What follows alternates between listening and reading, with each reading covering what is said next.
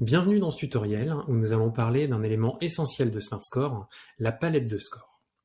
Cet outil va vous permettre de créer un jeu de couleurs pour définir une échelle de niveau en fait dans votre système. Suivant votre cas d'utilisation, vous allez avoir plusieurs façons du coup de l'utiliser et un élément déterminant, c'est le nombre de couleurs que vous voulez intégrer. Donc pour cela, on a préparé une petite synthèse, on va dire, des basiques. La chose la plus simple, c'est d'avoir une seule couleur. Là-dedans, vous êtes plutôt sur... Vous allez donner une métrique, mais sans influencer pour dire est-ce que vous êtes bien, est-ce que vous êtes mal. Tout simplement un score neutre. La deuxième partie, c'est ce qu'on appelle le hockey KO. On est plutôt sur un mode type passage des examens. Soit vous avez réussi, soit vous n'avez pas réussi. Donc, pour vos tests de compétences, ou est-ce que vous êtes tel type d'individu, c'est des choses qui peuvent marcher. Vous avez ensuite le modèle du feu tricolore, donc quelque chose d'un peu léger. On ne va pas rentrer dans le complexe. Le but, c'est d'avoir est-ce que ça va très bien, est-ce qu'on est plutôt entre les deux, ou est-ce que ça va moins bien.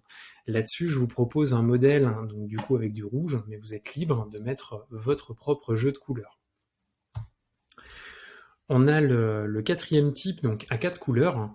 Ce 4 couleurs, il peut être bien si vous l'utilisez dans un autre contexte que découpé en quarts. C'est-à-dire que si vous faites un 0,25, 26,50, voilà, et ainsi de suite, vous allez être embêté en fait dans la zone neutre, ce 49,51 qui peut vous faire basculer de ça va bien à ça va pas très bien pour un petit pourcentage. Donc moi je vous conseillerais d'utiliser ce jeu à 4 couleurs avec des plages.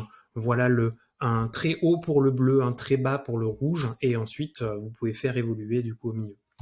Et ce que j'utilise du coup plus particulièrement dans mes outils, c'est quelque chose à 5 couleurs qui va vous permettre d'avoir une zone neutre. Voilà, la zone où on va pas dire que vous n'allez pas bien, on va pas dire que vous allez bien.